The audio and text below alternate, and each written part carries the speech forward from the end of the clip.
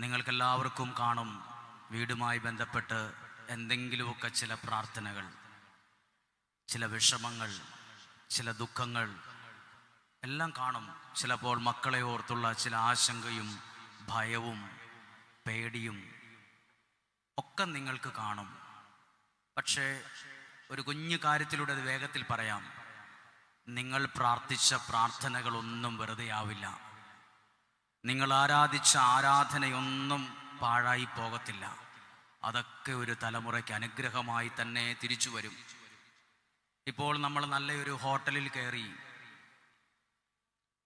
നല്ല പേരുകേട്ടൊരു ഹോട്ടലിലാണ് കയറുന്നതെങ്കിൽ ചിലപ്പോൾ ആളുകൾ പറയാം അവിടുത്തെ ചിക്കൻ ബിരിയാണി ഭയങ്കര ഫേമസ് ആണ്, അല്ലെ ബീഫ് ബിരിയാണി ഭയങ്കര ഫേമസ് ആണ് എന്നൊക്കെ പറയാറുണ്ട്.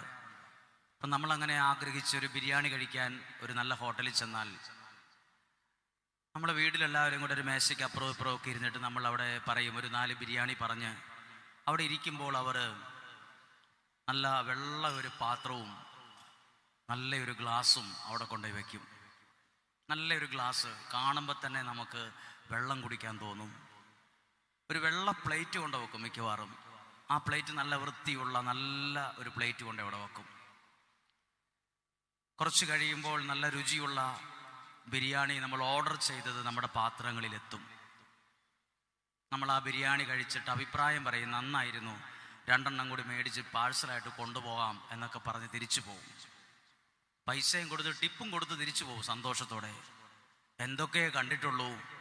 ഗ്ലാസ് കണ്ടു, അതിനകത്തൊഴിച്ചിരിക്കുന്ന നല്ല വെള്ളം കണ്ടു, വെള്ളപ്പാത്രം കണ്ടു, രുചിയുള്ള ബിരിയാണി കണ്ടു. ഇത്രയൊക്കെ നമ്മൾ കണ്ടിട്ടുള്ളൂ പ്രധാനമായിട്ടും. പക്ഷേ ആ ഹോട്ടലിന് ഒരടുക്കള ഭാഗമുണ്ട്. അവിടെ കരി പിടിച്ച് നിൽക്കുന്ന ഒരുപാട് മനുഷ്യരുണ്ട്. കരി പിടിച്ച ഒരുപാട് വലിയ ചെമ്പുകളുണ്ട്. തീക്കകത്തും മാത്രം ഇരുന്ന് പഴുത്ത് പൊള്ളിയിരിക്കുന്ന പാത്രങ്ങളുണ്ട്. ചളുങ്ങിയത്, കോടിപ്പോയത്, തീയലിരിക്കുന്നത് ഒക്കെയുണ്ട്. അതിൽ നിന്നാണ് നമ്മളിപ്പോൾ കണ്ട ബിരിയാണിയും ഭക്ഷണവും ഒക്കെ വന്നത്. അങ്ങനെ ആയി വരുന്നതിന് മുമ്പ് തീക്കകത്ത് പൊള്ളി ഒരുപാട് അനുഭവം പറയാൻ പറ്റുന്ന ഒരുപാട് പാത്രങ്ങൾ ഇരിപ്പുണ്ട്. പ്രിയപ്പെട്ടവരെ, നിങ്ങൾ ഇപ്പോൾ ഇവിടെ ഇരിക്കുന്ന നിങ്ങളും ഈ പാത്രങ്ങളെ പോലെയാണ്. കരിപറ്റിയും സങ്കടപ്പെട്ടും വിഷമിച്ചും ഒത്തിരി സഹിച്ചും ഒത്തിരി വേദന അനുഭവിച്ചും പൊള്ളുന്ന ഒരുപാട് അനുഭവങ്ങളിലൂടെ കടന്നുപോയി ദൈവസന്നിധിയിൽ കണ്ണുനീരോടെ പ്രാർത്ഥിക്കുന്ന ഒരുപാട് മാതാപിതാക്കൾ ഈ ഹോട്ടലിലെ പാത്രങ്ങളെ പോലെയാണ്. പക്ഷെ അതിൽ നിന്ന് ദൈവം ചിലതിനെ പുറത്തു കൊണ്ടുവരുമ്പോൾ ഏറ്റവും നല്ലതിനെയും രുചിയുള്ളതിനെയും നല്ലതിനെ ദൈവം അതിനെ പുറത്തു കൊണ്ടുവരും. അതുകൊണ്ടാണ് പറഞ്ഞത്, ഒരുപക്ഷെ നിങ്ങൾ ഒത്തിരി കഷ്ടപ്പാടും വേദനയും അല്ലലും അലച്ചിലും ഒക്കെ അനുഭവിച്ച് ഒക്കെ വേദനിക്കുന്നവരും കഷ്ടപ്പെടുന്നവരും ഈ മഴയായ മഴയും വെയിലായ വെയിലും ഒക്കെ കൊള്ളുന്നത് അടുത്തൊരു തലമുറയ്ക്ക് വേണ്ടിയാണ്, മക്കൾക്ക് വേണ്ടിയാണ്, വീടിന് വേണ്ടിയാ, ജീവിതത്തിന് വേണ്ടിയാ. അത് മനോഹരമാകാൻ, രുചിയുള്ളതാകാൻ നിങ്ങളുടെ സങ്കടങ്ങളും പ്രാർത്ഥനകളൊക്കെ കാരണമായി മാറും. നിങ്ങളുടെ കുടുംബജീവിതത്തെ ദൈവം അനുഗ്രഹിക്കും, സമൃദ്ധിയായി അനുഗ്രഹിക്കും. കാരണം യേശു ഏറ്റവും ആദ്യത്തെ അത്ഭുതം ചെയ്തത് ശിഷ്യന്മാരെ അഭിഷേകം ചെയ്തപ്പോഴല്ല, കല്യാണ വീട്ടിലാണ്. ഏറ്റവും ആദ്യത്തെ അത്ഭുതം നടന്നത് ഉടുപ്പിടിയിലെ സമയത്തോ ഓർഡിനേഷന്റെ സമയത്തോ ഒന്നുമല്ല. യേശു ആദ്യത്തെ അത്ഭുതം ചെയ്തത് ഒരു കല്യാണ വീട്ടിലാണ്. കല്യാണ വീടെന്ന് പറഞ്ഞാൽ വേറൊരു കുടുംബം ആരംഭിക്കുന്ന സ്ഥലം. ആ കുടുംബത്തിൽ ചിലത് നമുക്ക് പഠിക്കാനുണ്ട്. ആ വീട്ടുകാർ ഇങ്ങനെ ചെയ്തു എന്ന് എഴുതിയിട്ടുണ്ട്. അവർ യേശുവിനെയും ശിഷ്യന്മാരെയും കല്യാണത്തിന് ക്ഷണിച്ചിട്ടുണ്ടായിരുന്നു. ഇന്ന് ധ്യാനം കഴിഞ്ഞ് പോകുമ്പോൾ നിങ്ങൾ ദൈവത്തെ നിങ്ങളുടെ ജീവിതത്തിലേക്ക്, വീട്ടിലേക്ക് വെൽക്കം ചെയ്യണം, ക്ഷണിക്കണം. ക്ഷണിക്കണം. ദൈവമേ, എൻ്റെ വീട്ടിലേക്ക് അങ്ങേ ഞാൻ ക്ഷണിക്കുന്നു, എൻ്റെ മക്കളുടെ ജീവിതത്തിലേക്ക് ഞാൻ ക്ഷണിക്കുന്നു, എൻ്റെ ബിസിനസ്സിലേക്ക് ഞാൻ ക്ഷണിക്കുന്നു, എൻ്റെ ഈ ശുശ്രൂഷ മേഖലയിലേക്ക് ഞാൻ ക്ഷണിക്കുന്നു. ദൈവത്തെ ക്ഷണിക്കണം. അവരത് ചെയ്തു. ഏത് ബൈബിൾ കോളേജിലോ പഠിച്ചിട്ടാണ് അവർക്ക് ആ ജ്ഞാനം കിട്ടിയത്? യേശുവിനെ ക്ഷണിക്കാനുള്ള ജ്ഞാനം കിട്ടിയത് ഒരുപാട് പഠിച്ച് ഒത്തിരി ബിരുദവും ഒക്കെയുള്ള നമുക്ക് ഈ ജ്ഞാനമുണ്ടോ? നമ്മുടെ ജീവിതത്തിലേക്ക് ദൈവത്തെ ക്ഷണിക്കാറുണ്ടോ? ദൈവത്തെ ജീവിതത്തിലേക്ക് ക്ഷണിക്കണം. ആ വീട്ടിൽ ഒരു അത്ഭുതം നടന്നു. യേശു ഒരു അത്ഭുതം ചെയ്തു. എന്താ ചെയ്തതെന്ന് ശ്രദ്ധിച്ചാൽ മനസ്സിലാകും. അവിടെ തീർന്നു പോയത് മുന്തിരി ജ്യൂസ് അല്ല. നിങ്ങൾ ഇവിടെ ഏതെങ്കിലും ഒരു കടയിൽ കയറി ദാഹിക്കുമ്പോൾ ബേക്കറിക്കാരനോടോ ഒക്കെ ചോദിച്ചു ഒരു മുന്തിരി ജ്യൂസ് വേണമെന്ന് പറഞ്ഞാൽ അയാൾ ആ കുറച്ച് മുന്തിരി എടുത്ത് കഴുകി മിക്സിക്ക് ഇട്ടിട്ട് അരച്ച് 10 മിനിറ്റ് കൊണ്ട് ഗ്ലാസ്സിനകത്ത് സ്ട്രോ ഇട്ട് കൊണ്ടുതരും. ഇതാ നിങ്ങൾ ഓർഡർ ചെയ്തത് എന്ന് പറയും. കാനായിലെ കുടുംബത്തിൽ തീർന്നു പോയത് മിക്സിക്കകത്തിട്ട് ജ്യൂസാക്കുന്ന മുന്തിരി ജ്യൂസ് അല്ല. അവിടെ തീർന്നു പോയത് വൈൻ ആണ്. അതറിയണമെങ്കിൽ നിങ്ങൾ എവിടെയെങ്കിലും ആരോടെങ്കിലും അറിവുള്ളവരോ അന്വേഷിച്ച് നോക്ക്, വൈൻ എങ്ങനെയാണ് ഉണ്ടാക്കുന്നതെന്ന്. അല്ലെങ്കിൽ ഗൂഗിളിൽ സെർച്ച് ചെയ്ത് എങ്ങനെ ഇത് ഉണ്ടാക്കുന്നതെന്ന്. നല്ല വൈനൊക്കെ ഉണ്ടാകണമെങ്കിൽ വർഷങ്ങൾ എടുക്കും. മാസങ്ങൾ കൊണ്ടാണ് വൈനാകുന്നത്. മാസങ്ങൾ എടുക്കും. കാനായിലെ കല്യാണ വീട്ടിൽ തീർന്നു പോയത് മുന്തിരി ജ്യൂസോ വേറൊന്നും ജ്യൂസല്ല, വീഞ്ഞാണ് തീർന്നു പോയത്. അതുണ്ടാക്കിയതോ കിണറ്റിലെ വെള്ളം കൊണ്ട്, അല്ലെങ്കിൽ വെള്ളം കൊണ്ട്, പച്ചവെള്ളം കൊണ്ട്. ദൈവത്തിൻ്റെ യേശുവിൻ്റെ വാക്കു കേട്ടപ്പം പച്ചവെള്ളത്തിന് വരെ മാറ്റം ഉണ്ടായി. പച്ചവെള്ളത്തിന് വരെ, പച്ചവെള്ളത്തിൻ്റെ ഗുണവും നിറവും മണവും മാറി. അത് വൈനായി ഭക്ഷണത്തിനിരിക്കുന്ന ആളുകളുടെ ഗ്ലാസ്സിലെത്തിക്കഴിഞ്ഞു. സെക്കൻഡുകൾ കൊണ്ട്. മുന്തിരി ജ്യൂസ് വരെ ഇത്രയും പേർക്ക് കൊടുക്കണമെങ്കിൽ മിനിമം അരമണിക്കൂർ എടുക്കും. പിന്നെ എങ്ങനെയാ ഇത്ര പെട്ടെന്ന് ഇതായത്? ദൈവത്തെ നിങ്ങൾ ക്ഷണിച്ചാൽ, യേശുവിനെ ജീവിതത്തിലേക്ക് ക്ഷണിച്ചാൽ കൃത്യസമയത്ത് ദൈവം നമ്മുടെ ജീവിതത്തിൽ ഒരു ശക്തിയായി, അനുഗ്രഹമായി, അത്ഭുതമായി മാറും. ആദ്യത്തെ അത്ഭുതം നടന്നത് ഒരു കല്യാണ വീട്ടിലാണ്. ബൈബിൾ പരിശോധിച്ചു നോക്കുമ്പോൾ നോക്കുക, ബൈബിളിന്റെ ആദ്യത്തെ ആളുകളിൽ ദൈവം കുടുംബത്തെ സ്ഥാപിച്ചു. സുവിശേഷത്തിലെ ആദ്യത്തെ അത്ഭുതം കല്യാണ വീട്.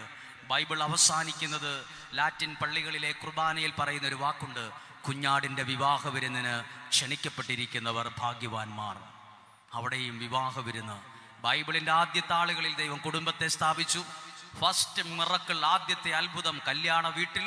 ലാസ്റ്റ് വെളിപാട് ഗ്രന്ഥത്തിൽ എഴുതിയിട്ടുണ്ട്, കുഞ്ഞാടിൻ്റെ വിവാഹ വിരുന്നിന് ക്ഷണിക്കപ്പെട്ടിരിക്കുന്നവർ ഭാഗ്യവാന്മാർ. എല്ലാം കുടുംബവുമായി ബന്ധപ്പെട്ട് കുറച്ച് കാര്യങ്ങൾ എഴുതിയിട്ടുണ്ട്. കുടുംബത്തെ സ്നേഹിക്കുന്ന ദൈവമാണ് എൻ്റെയും നിങ്ങളുടെയും ദൈവം. എന്നാൽ കുടുംബജീവിതം പലപ്പോഴും പരാജയമായി, സങ്കടമായി, വഴക്കായി, പിണങ്ങി, ആകെ ഡിസോർഡറായിട്ട് കിടക്കുക പലരുടെയും കുടുംബം. കാണുമ്പോൾ വലിയ കാറുണ്ട്, വലിയ മിറ്റമുണ്ട്, വലിയ വീടുണ്ട്, നല്ല സൗന്ദര്യമുണ്ട്, കഴുത്തിലും കാതിലും ഒക്കെ ഇഷ്ടം പോലെ ഇട്ടിട്ടുണ്ട്. നമ്മൾ വിചാരിക്കും അവർക്ക് സുഖമാണെന്ന്, സന്തോഷമാണെന്നൊക്കെ നമ്മൾ വിചാരിക്കും. പക്ഷെ അവരോട് മിണ്ടിക്കഴിയുമ്പം, അരമണിക്കൂറും 1 മണിക്കൂറും ഒക്കെ സംസാരിച്ച് കഴിയുമ്പോൾ നമ്മുടെ മനസ്സിൽ ഇങ്ങനെ ഒരു വാക്ക് വരും, ഇതിപ്പം നമ്മളെക്കാൾ കഷ്ടത്തിലാണല്ലോ ഇവരുടെ അവസ്ഥ, നമ്മളെക്കാൾ വേദനയാണല്ലോ. ഞാൻ വിചാരിച്ചു എൻ്റെ ഏറ്റവും വലിയ വേദനയെന്ന്, എൻ്റെ ഏറ്റവും വലിയ പ്രശ്നമെന്നാണ് ഞാൻ ചിന്തിച്ചത്.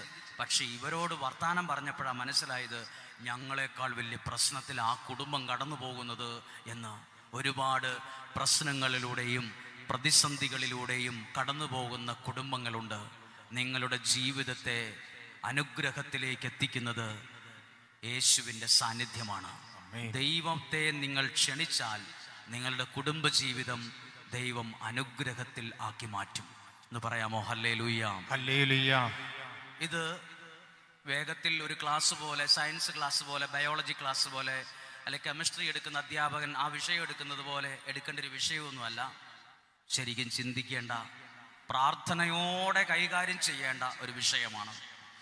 നമുക്കറിയാം, നമ്മുടെ കുടുംബത്തിലാണ് ഇന്ന് ഏറ്റവും കൂടുതൽ വിഷയങ്ങളും വിഷമങ്ങളും ഉള്ളത്. ഭാര്യ ഭർത്താവാണേലും ചിലപ്പോൾ എന്തൊക്കെയോ ഇഷ്ടക്കേടും വിഷമവും വെറുപ്പും ദേഷ്യവും എല്ലാം ഉണ്ട്. ഒരാൾ മനുഷ്യൻ പറഞ്ഞതുപോലെ, ഞങ്ങളുടെ വീട്ടിൽ 4 പേരേ ഉള്ളൂ, ഞാനും ഭാര്യയും എൻ്റെ 2 മക്കളും. എൻ്റെ വീടിനും 4 മുറിയേ ഉള്ളൂ. പക്ഷെ ഞങ്ങളിപ്പോൾ 4 പേരും കിടക്കുന്നത് 4 മുറികളിലാണ്. ആരും തമ്മിൽ വലിയ മിണ്ടാട്ടമൊന്നുമില്ല. പിന്നെ എല്ലാവരെയും കാണുമ്പോൾ ആഘോഷമായി ഓളമായിട്ട് ഇങ്ങനെ പോകും. ഉള്ളിൻ്റെ ഉള്ളിൽ ഒരു സന്തോഷമില്ല. ഈ ലോകത്തിൽ ഒരു നരകം എന്ന് പറയുന്ന ഒരു സ്ഥലമുണ്ടെങ്കിൽ ഒന്നാമത്തേത് എൻ്റെ വീടായിരിക്കും. ഒരു സ്നേഹവും ഇല്ല, ഒരു ബന്ധവുമില്ല ഞങ്ങൾ തമ്മിൽ. എല്ലാവർക്കും 1ഉം 2ഉം ഫോണുണ്ട്, ആരൊക്കെയോ മെസ്സേജ് അയക്കുന്നു, ആർക്കൊക്കെയോ സംസാരിക്കുന്നു, ആരോടൊക്കെയോ ചാറ്റ് ചെയ്യുന്നു, അവരവരുടെ ലോകത്തിൽ അവരവർ ജീവിക്കുന്നു. പിന്നെ എല്ലാവരും കൂടെ ഒരുമിച്ചിരുന്ന് ഒരു ഫുഡ് കഴിക്കുന്നു എന്നതിൽ കവിഞ്ഞ് വേറെ ഒന്നുമില്ല. സന്തോഷമില്ല, സമാധാനമില്ല, കൂട്ടായ്മയില്ല. ഇതെല്ലാം തിരിച്ചു കൊണ്ടുവരണമെങ്കിൽ കാനായിലെ കുടുംബത്തിലെ അവർ ചെയ്തപ്പം ആ കുടുംബത്തിലേക്ക് യേശുവിനെ ക്ഷണിച്ചിട്ടുണ്ടായിരുന്നു. അതാണ് ആ കുടുംബം അനുഗ്രഹിക്കപ്പെടാനുള്ള കാരണം. ആമേൻ. ഹല്ലേലൂയ. നിങ്ങളുടെ കുടുംബവും അനുഗ്രഹിക്കപ്പെടും, ദൈവത്താൽ അനുഗ്രഹിക്കപ്പെടും. വിശുദ്ധ ഗ്രന്ഥം സങ്കീർത്തനം 127 അധ്യായം 1 വാക്യം ചിന്തിക്കേണ്ടതും പ്രാർത്ഥിക്കേണ്ടതും ആലോചിക്കേണ്ടതുമായൊരു വാക്യമാണ്. സങ്കീർത്തനം 127:1 ഇങ്ങനെ എഴുതിയിരിക്കുന്നത്: കർത്താവ് വീട് പണിയുന്നില്ലെങ്കിൽ പണിക്കാരുടെ അധ്വാനം വെറുതെയാണ്, വ്യർത്ഥമാണ്. ഒന്നും കൂടെ കേട്ടേ ആ വാക്യം. കർത്താവ്, വായിച്ചോ, വീട് പണിയുന്നില്ലെങ്കിൽ. അത് എഴുതിയിരിക്കുന്ന എല്ലാം ശ്രദ്ധിക്കണം. നിങ്ങൾ ഇന്ന് വരെ കണ്ടിട്ടുണ്ടോ ദൈവം വീട് പണിയുന്നത്? ഞാൻ കണ്ടിട്ടില്ല. കല്ലും മണ്ണും സിമെന്റും ഒക്കെ ചുമന്നുകൊണ്ട് ദൈവം പോകുന്നത് ഞാൻ കണ്ടിട്ടില്ല. ഇതുവരെയായി ഒരു മേസ്ത്രിയുടെ രൂപത്തിൽ ഞാൻ ദൈവത്തെ കണ്ടിട്ടില്ല. ഇതുവരെയായിട്ടും ഒരു സിമെന്റ് കട്ടയായിട്ട് വീട് പണിയാൻ നിൽക്കുന്ന ദൈവത്തെ ഞാൻ എവിടെയും കണ്ടിട്ടില്ല. പക്ഷെ ബൈബിൾ എഴുതിയിരിക്കുവാണ് കർത്താവ് വീട് പണിയുന്നു. 2 ഇഷ്ടിക കഷ്ണങ്ങളെ ചേർത്ത് വയ്ക്കാൻ കുറച്ച് ചാന്ത് മതി, കുറച്ച് സിമെന്റും മണലും കൂട്ടി ചെയ്ത മിശ്രിതം മതി, ഒട്ടിയിരുന്നോളൂ അവിടെ. 2 കമ്പി കഷ്ണങ്ങൾ തമ്മിൽ ഒട്ടിച്ചു വെക്കണമെങ്കിൽ അവിടെ പോയി വെൽഡിങ്ങുകാരനെ വിളിച്ചുകൊണ്ട് വന്ന് അവൻ്റെ വെൽഡിങ് മെഷീൻ ആ കരണ്ടെ കുത്തി ഒരു ചെറിയ സാധനം ഉപയോഗിച്ച് ചെയ്താൽ 2 കമ്പി കഷ്ണങ്ങളെ ചേർത്ത് ഒട്ടിച്ചു വെക്കാം. 2 സിമെന്റ് കട്ടയോ 2 കുർഡീസ് കട്ടയോ ചേർത്ത് വെക്കാൻ ഇച്ചിരി സിമെന്റും മണലും മതി, അതിന് മിശ്രിതം മതി. 2 മനുഷ്യരെ എങ്ങനെ ഒട്ടിച്ചു വെക്കും? വെൽഡ് ചെയ്യാൻ പറ്റുമോ? സിമെന്റും മണലും കൂട്ടി വെച്ചെന്നോർത്ത് 2 മനുഷ്യരൊട്ടുമോ? 2 മനുഷ്യരെ തമ്മിൽ ചേർത്ത് നിർത്തുന്നത് സിമെന്റോ വെൽഡിങ്ങോ ഒന്നുമല്ല, അത് ദൈവത്തിന്റെ അനുഗ്രഹമാണ്. ആമേൻ. അതിനിടയിൽ അത് വേണ്ട അളവിൽ ചെന്ന് നിന്നാലേ ആ ജീവിതങ്ങൾ അപ്പനായാലും അമ്മയായാലും മക്കളായാലും കുടുംബമായാലും ഇങ്ങനെ ചേർന്ന് ചേർന്ന് നിൽക്കത്തുള്ളൂ. കഴിവുണ്ട്, ബുദ്ധിയുണ്ട്, സാലറിയുണ്ട് എന്നൊന്നും പറഞ്ഞുകൊണ്ടൊന്നും ആരും ചേർന്നിരിക്കത്തില്ല. നീ നിന്റെ പണി നോക്കണമെന്ന് പറയും. പണ്ടത്തെ കാലം പോലുമല്ല, കാലം പോലെയൊന്നുമല്ല ഇന്നത്തെ കാലം. മനുഷ്യരെ ചേർത്ത് നിർത്താനുള്ള മിശ്രിതമാണ് ദൈവത്തിൻ്റെ അനുഗ്രഹം, ദൈവത്തിൻ്റെ വചനം, ദൈവത്തിൻ്റെ സഹായം, ദൈവത്തിൻ്റെ കരുണ. നമ്മൾ അതിനു വേണ്ടിയാ പ്രാർത്ഥിക്കുന്നത്. 2 കുർഡീസ് കട്ടയെ തമ്മിൽ ചേർത്ത് വയ്ക്കുന്ന പോലല്ല. ഇനി അടുത്തൊരു കാര്യം കൂടി, നിങ്ങൾക്കൊരു വീട് പണിയാൻ ആഗ്രഹമുണ്ടെങ്കിൽ, കയ്യിൽ 50 ലക്ഷം രൂപയുണ്ട്, നല്ലൊരു വീടങ്ങ് പണിയണമെന്ന് ആഗ്രഹമുണ്ട്, അതുകൊണ്ട് വലിയ ഭാരത് ബെൻസിന്റെ ലോറിയിൽ ഓർഡർ ഇട്ടു. ഒരു 10 ഭാരത് ബെൻസിന്റെ ലോറിക്കകത്തുള്ള മണല് എൻ്റെ വീട്ടിൽ ഇറക്കണം. ഒരു 10 ലോറിക്കുള്ള സിമെന്റും കൊണ്ട് ഇറക്കിയിട്ടേരെ, മണലും മെറ്റിലും എല്ലാം ഇറക്കിക്കോളാൻ പറഞ്ഞു. മുറ്റത്തിൻ്റെ ഓരോ സൈഡിൽ ഇതിങ്ങനെ കൂട്ടിക്കൂട്ടിയിട്ടു. അത് കൂട്ടിക്കൂട്ടി ഇട്ടെന്ന് വിചാരിച്ച് ഒരിക്കലും വീടാകത്തില്ല. അത് മെറ്റിലായും സിമെന്റായും മണലായും അവിടെ എല്ലാം ഇങ്ങനെ ഓരോ സ്ഥലത്ത് കൂടിക്കിടക്കും. അതിനെ വീടാക്കാൻ പണി അറിയാവുന്ന ഒരുത്തൻ വന്ന് പണിയെടുക്കുമ്പോഴാണ് അത് വീടായി ഉയരുന്നത്. ഇവിടെ ഇരിക്കുന്ന എല്ലാവർക്കും മെറ്റിലും മണലും ഒക്കെ കൂട്ടിയിടാൻ പൈസ കൊണ്ട് നടക്കും. പണി അറിയാവുന്നവന്റെ കരങ്ങൾ ചലിക്കണം അതിനിടയിൽ.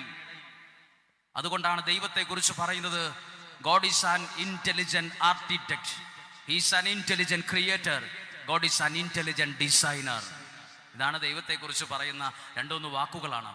God is an intelligent architect. ആ ദൈവമാണ് ഏറ്റവും നല്ല ഇന്റലിജന്റ് ആയിട്ടുള്ള architect. Is an intelligent creator, is an intelligent designer.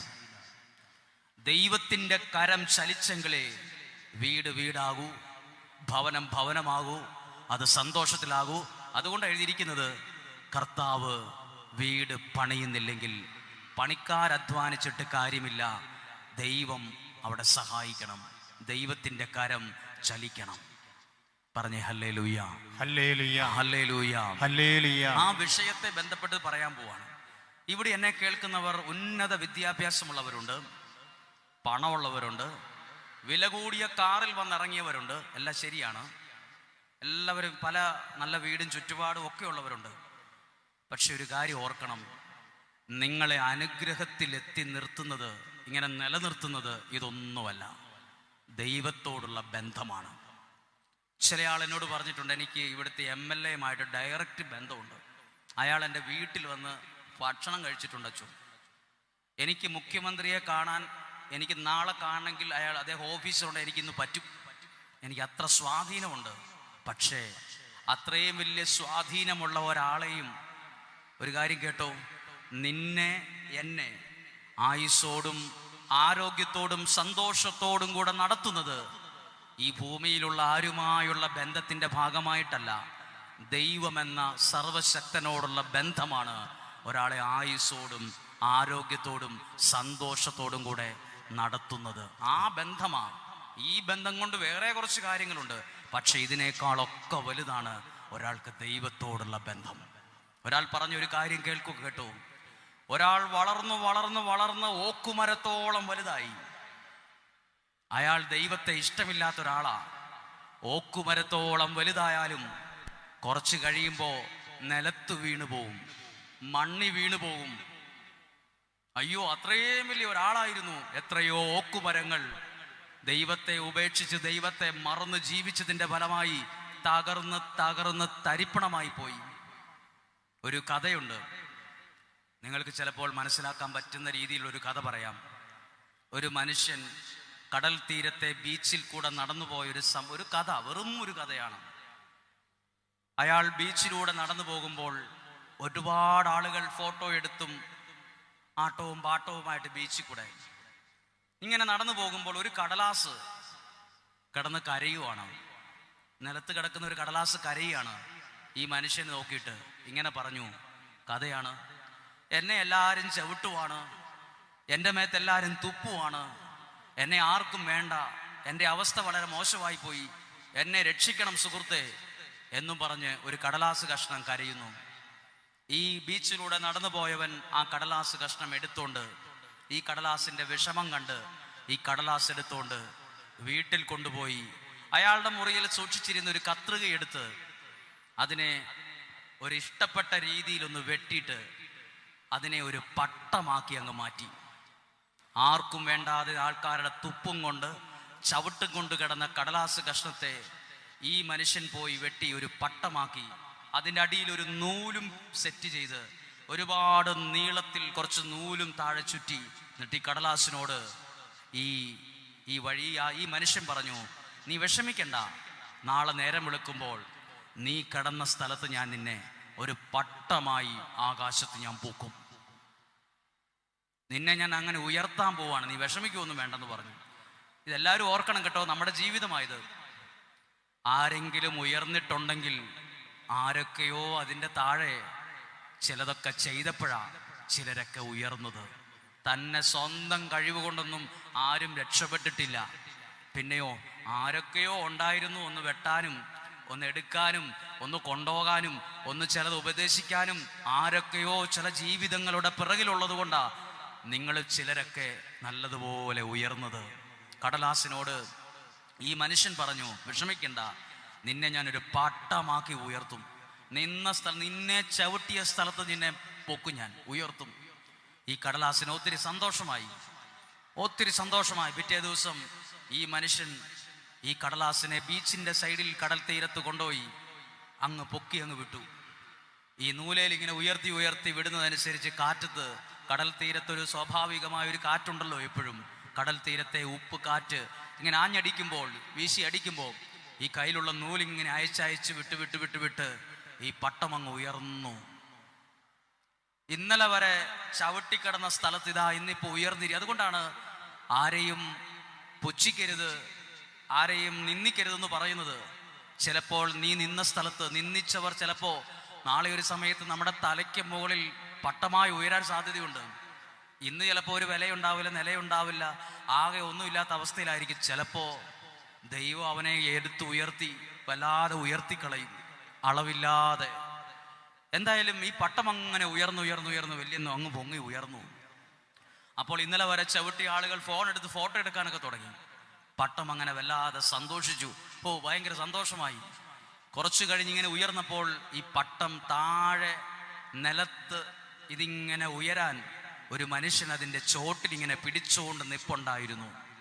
ഇതാണ് നമ്മൾ നാളെ ഒരു സമയത്ത് അനുഗ്രഹിക്കപ്പെട്ട് കഴിയുമ്പോൾ പല ക്രിസ്ത്യാനികളും മറന്നു പോകുന്നൊരു സത്യമാണ്, ഞാൻ ഉയരാൻ കാരണം അതിൻ്റെ ചുവട്ടിൽ ഒരാളിങ്ങനെ ഒരു നൂലും പിടിച്ച് നിന്നതുകൊണ്ടാണ് ഞാൻ ഉയർന്നേന്നുള്ള സത്യം 4 ചക്രം കൂടുതലായി കയ്യിൽ വരുമ്പം, ഒരു 10 ലക്ഷത്തിൽ രൂപ വിലയുള്ള ഒരു കാറും കയ്യിൽ വരുമ്പം, ഇച്ചിരി സൗന്ദര്യമുള്ള ഒരു ജീവിതവും വരുമ്പം ഈ താഴെയുള്ള ആളെ പലരും മറക്കും. അതാണ് പലരുടെയും പരാജയം. നിങ്ങൾ നാളെ എത്ര ഉയർന്നാലും ഓർത്തോണം, അതിനടിയിൽ ഒരാളിങ്ങനെ പിടിച്ചിങ്ങനെ ഉയർത്താനും, ഒരു നൂലയിൽ ഇങ്ങനെ ഉയർത്താൻ ഇങ്ങനെ പിടിച്ചോണ്ടാ ഉയർന്നത്, ജോലി കിട്ടിയത്, വീട് വെച്ചത്, സമ്പത്തായത്. പണ്ട് നിലത്ത് കിടന്നവരാണ്, ഒന്നുമില്ലാണ്ട് ഇവിടെ കിടന്നതാ. തന്നെയൊന്നും ആരും എവിടെ എത്തിയിട്ടില്ല, ആരൊക്കെയോ സഹായിച്ചത് കൊണ്ടാണ്.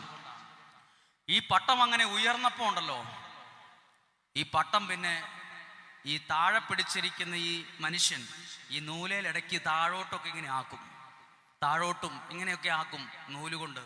അപ്പോൾ ഈ കടലാസ് കഷ്ണം, ആകാശത്ത് നിന്ന് പറന്നു തറക്കുന്ന കടലാസ് കഷ്ണം പട്ടമുണ്ടാക്കിയ ആ മനുഷ്യനോട് വഴക്കുണ്ടായി. എന്നിട്ട് പറഞ്ഞു, നീ എന്തിനാ എപ്പോഴും എന്നെ ഇട്ട് ഇങ്ങനെ ഇളക്കുന്നത്? എന്തിനാ എന്നെ ഇങ്ങനെ പറന്നു പോകാൻ സമ്മതിക്കാത്തത്? നീ എന്തിനാ എന്നെ ഇങ്ങനെ എപ്പോഴും ബുദ്ധിമുട്ടിക്കുന്നത്? ഈ നൂൽ എനിക്ക് തടസ്സമാണ്, അത് വിട്, ഞാൻ ആകാശത്തൂടെ പാറി പറന്ന് നടക്കട്ടെ എന്ന് പറഞ്ഞ് നിലത്ത് കിടന്ന കടലാസ് ഈ പട്ടമുണ്ടാക്കിയ ആളോട് കിടന്ന് ബഹളം ഉണ്ടാക്കി. അങ്ങനെ വഴക്കുണ്ടാക്കി. പട്ടവും ആ നൂലും തമ്മിൽ, ആ മനുഷ്യനും തമ്മിൽ ബന്ധിപ്പിച്ചിരുന്ന നൂലിനെ പൊട്ടിച്ചു കളഞ്ഞു. പൊട്ടിച്ചു കളഞ്ഞ ഒരു പ്രത്യേകത, പെട്ടെന്ന് ഈ പട്ടം ആകാശത്തേക്ക് കൂടുതൽ ഉയർന്ന് ഫ്രീ ആയിട്ട് പറന്ന് ഇഷ്ടമുള്ള പോലെ അങ്ങ് പറക്കാൻ തുടങ്ങി. അപ്പോൾ ആ പട്ടം വിചാരിച്ചു, ഭാഗ്യാണല്ലോ എന്ന് വിചാരിച്ചു. പിന്നെ കുറച്ചു കഴിഞ്ഞ് ഈ മനുഷ്യൻ കാണുന്നത് പിറ്റേ ദിവസം പോകുമ്പം ആകാശത്ത് നിന്നിരുന്ന പട്ടം ഇതേ കടൽ തീരത്തെ മണ്ണിൽ കിടക്കുന്നു. അപ്പോൾ ആ പട്ടം കിടന്ന് കരയുവാണ്, അയ്യോ എൻ്റെ അവസ്ഥയെല്ലാം മോശമായി, ഞാൻ താഴെ പോയേ, തകർന്നു പോയേ. അപ്പോൾ ഈ മനുഷ്യൻ പറഞ്ഞു, നിനക്ക് ഇച്ചിരി ഉയർന്നപ്പോൾ നിനക്കൊന്നുമല്ലാത്ത അഹങ്കാരമായിരുന്നു. നീ തകർന്നു പോകാനുള്ള കാരണം ഈ ചരട്, നിന്നെ ഞാനുമായി ബന്ധിപ്പിച്ചിരുന്ന നൂലില്ലേ, അത് നീ വാശി കാണിച്ച് അഹങ്കാരം കാണിച്ച് എന്തോ ആയെന്ന് വിചാരിച്ച് പൊട്ടിച്ചു കളഞ്ഞത് കൊണ്ടാ ഇന്ന് നിലത്ത് കിടക്കാൻ കാരണം, മണ്ണി കിടക്കാൻ കാരണം.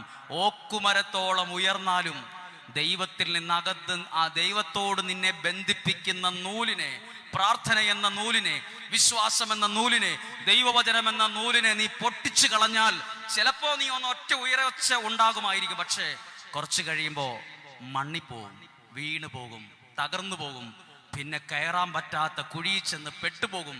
നമ്മളെക്കാൾ മിടുക്കന്മാര് ലോകത്തിലുണ്ടായിരുന്നു. പലരും കടം കയറി കടത്തിന്റെ കൂടിലായി. ബുദ്ധിയില്ലാഞ്ഞിട്ടാണോ, കഴിവില്ലാഞ്ഞിട്ടാണോ? അവർക്ക് 4 ചക്രം കൂടുതലായി വന്നപ്പം, ഒരു നല്ല സാലറി അവിടെ കിട്ടിയപ്പം, 4 പേര് നല്ല പുകഴ്ത്താലുള്ളപ്പം, 4 പേര് വലിയ വീരവാദം പൊട്ടിച്ചപ്പം, ദൈവത്തോട് ബന്ധിപ്പിച്ചിരുന്ന ചെറിയൊരു നൂലുണ്ടായിരുന്നു, അതിനെ വേണ്ടെന്ന് പറഞ്ഞു. പ്രിയപ്പെട്ടവരെ, നിങ്ങൾ എത്ര ബുദ്ധിമാന്മാരാണേലും കഴിവുള്ളവരാണേലും ബിസിനസ് ആണേലും നിങ്ങളുടെ കുഞ്ഞുങ്ങളോട് പറയണം, എവിടെയൊക്കെ ചെന്ന് ഇനി അമേരിക്കയിലോ ലോകത്തിന്റെ രാജ്യങ്ങളിലോ കോടാനുകോടി ആസ്തിയുള്ള ഒരു സാഹചര്യത്തിലോ എത്തിയാലും നിന്നെ ദൈവവുമായി ബന്ധിപ്പിക്കുന്ന ഒരു നൂലിനെ പൊട്ടിച്ചു കളയരുത്. നാളെ നിന്റെ തകർച്ച വലുതായിരിക്കും. വീണുപോകും, മണ്ണിൽ തളർന്നു പോകും, മണ്ണിൽ വീണു പോകും. ഒരിക്കൽ കൂടി ആ വാക്ക് പറയും, നോക്കുമരത്തോളം ഉയർന്നാലും ദൈവത്തെ മറന്നാൽ നീ നിലം പൊത്തിപ്പോകും, വീണുപോകും. ഒരുപാട് പേര് വീണതും തകർന്നതും തളർന്നതും ഏകദേശം ഇങ്ങനെയാണ്. ദൈവത്തോട് കുടുംബജീവിതം തകരാൻ കാരണം അവനെ ദൈവത്തോട് ബന്ധിപ്പിക്കുന്ന നൂല് അവൻ്റെ സൗകര്യം അനുസരിച്ച് അത് മുറിച്ചു കളയും. അതൊന്നും വേണ്ട, പള്ളിയിലൊന്നും പോകണ്ട, പ്രാർത്ഥിക്കണ്ട, ദൈവാരാധനയൊന്നും വേണ്ട, ഈ വീട്ടിൽ പ്രാർത്ഥനയൊന്നും വേണ്ട, പ്രാർത്ഥിച്ചില്ലേലും കാറ് മേടിക്കാൻ പറ്റും, പ്രാർത്ഥിച്ചില്ലേലും വീട് വെക്കാൻ പറ്റും, ദൈവം ഇല്ലേലും എനിക്ക് കാര്യങ്ങളൊക്കെ നടക്കും. ആ നൂലിനെ മുറിച്ചു കളയുമ്പോൾ ചിലപ്പോൾ നടക്കുന്നത് ഒറ്റ ഉയർച്ചയൊക്കെ ഉയരും. പിന്നെ ചീട്ടുകൊട്ടാരം പോലെയും ചില്ലുകൊട്ടാരം പോലെയും എല്ലാം താഴോട്ട് പോകും. ഇത്രയും പേരെങ്കിലും വെറുതെ ഒരു കഥയാണെ പോലും ഇതിനകത്ത് എന്തൊക്കെയോ സംസാരിച്ചിട്ടുണ്ട്. നിങ്ങളോടാ സംസാരിച്ചത്, ആകാശത്തോടല്ല. ഇവിടെ നിൽക്കുന്ന വൃക്ഷങ്ങളോടുമല്ല, ഇവിടെ നിൽക്കുന്ന ഉപകരണങ്ങളോടുമല്ല, ജീവനുള്ള നിങ്ങളോട് ദൈവം പറഞ്ഞത്, ദൈവത്തോട് നിങ്ങളെ ബന്ധിപ്പിക്കുന്ന പ്രാർത്ഥനയുടെ, ദൈവാശ്രയത്വത്തിൻ്റെ, ആരാധനയുടെ ചരടിനെ പൊട്ടിച്ച് കളയരുത്. കാരണം അതിന് ചെറിയ കട്ടിയേ ഉള്ളൂ. വേണ്ടെന്ന് വെച്ചൊറ്റ തട്ട് തട്ടിയാൽ പൊട്ടിപ്പോവും. കളയരുത്. അതാണ് നിന്നെ ഉയർത്തിയത്. നിലത്ത് കിടന്ന നിന്നെ ഇത്രേ ഉയർത്തിയത് ആ ചരട് ഇങ്ങനെ വിട്ടതനുസരിച്ച് ആ ചരടാ നിന്നെ ഇത്രയും എത്തിച്ചത്. പൊട്ടിച്ചു കളഞ്ഞാൽ നാളെ നിലത്ത് വീണു പോവും, മണ്ണിപ്പോവും. മിടുക്കനാണേലും കഴിവുള്ളവനാണേലും അത്രയേ ഉള്ളൂ നമ്മുടെ ജീവിതം. പൊട്ടിച്ചു കളയരുത്. ആരും ദൈവത്തെ മറന്നിട്ട് ഒരു ബന്ധവും, ദൈവത്തെ മറന്ന എല്ലാ ബന്ധവും ബന്ധനങ്ങളാണ്. ദൈവത്തെ മറന്നുള്ള ബന്ധങ്ങളാണ് നിങ്ങൾക്ക് ബന്ധനങ്ങളായി മാറിയത്. ബന്ധനം അഴിക്കാൻ തലേ കൈവച്ചുള്ള പ്രാർത്ഥന മാത്രമല്ല, ദൈവത്തോടുള്ള ബന്ധം വർദ്ധിച്ചാൽ മതി, ബന്ധനങ്ങൾ താനെ അഴിയും. അതിനുവേണ്ടി പ്രത്യേക ശുശ്രൂഷകൾ ആവശ്യമില്ല. കാരണം എനിക്ക് ദൈവത്തോട് ബന്ധമുണ്ടെങ്കിൽ ആ ബന്ധത്തിൽ ബന്ധനങ്ങൾ അഴിയും. ദൈവത്തോട് ബന്ധമില്ലേ, ബന്ധനങ്ങൾ കട്ടികൂടിക്കൊണ്ടിരിക്കും. ദൈവത്തോടുള്ള ബന്ധത്തെക്കാൾ ഉണ്ടാക്കിയെടുത്ത, നേടിയെടുത്ത പല ബന്ധങ്ങളുമാണ് ഇന്ന് നമുക്ക് ബന്ധനങ്ങളായി മാറിയത്.